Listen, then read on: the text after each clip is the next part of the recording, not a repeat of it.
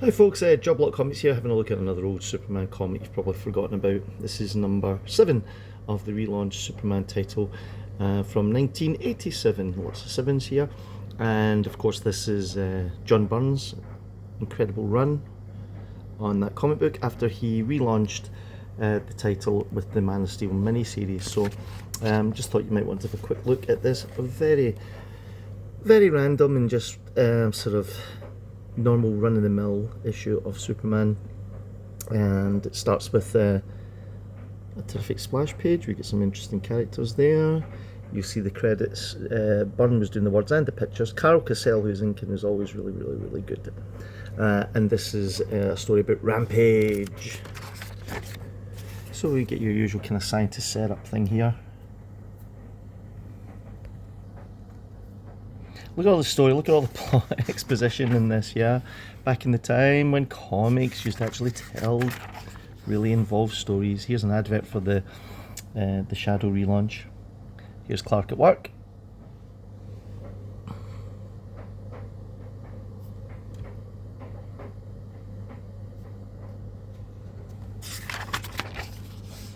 And then it's not before long before we get Clark changing into soups and then going off and getting involved in the story.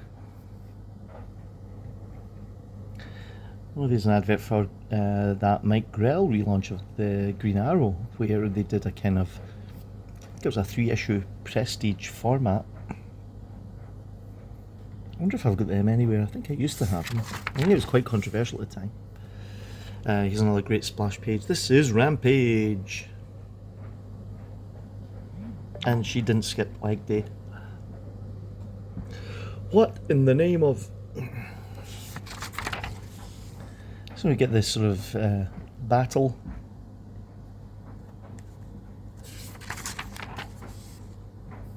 This was, strangely enough, one of Byrne's ideas was to sort of de-super Superman, so didn't really...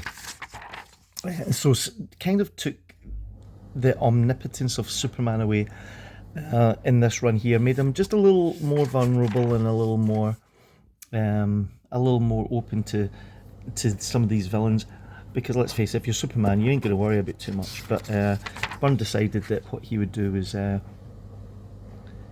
he would just make him a little less powerful. Does that sound familiar? Of course it does, because that's what James Gunn did in the new Superman movie. Made him just a little less powerful. And then we're also getting that sort of Superman crunched into the ground thing that they did in the movie as well. And I know that James Gunn probably looked at an awful lot of Superman comics when he was thinking about how to present that new film. And I'm sure he must have went through a lot of Byrne stuff, yeah. Maybe that image of Superman getting sort of smooshed into the ground stuck with him. Because it's in this comic book. And it's also on the front cover. I'll show you the front cover again in a minute.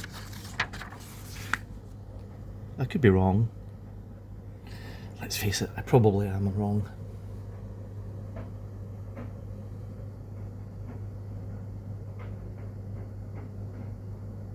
There we go. So any road up, that's pretty much how that issue panned out. A fantastic artwork, a great story, a cool villain, a nice issue all in all. I love these old Byrne Supermans. I love his Fantastic Four as well, and I'm sure that he's got a lot of fans out there as well. And there's that cover. Now, you can't tell me James Gunn didn't see that cover and think, hey, I'd like to do that image in the new Superman movie. Yeah, I'm sure he did.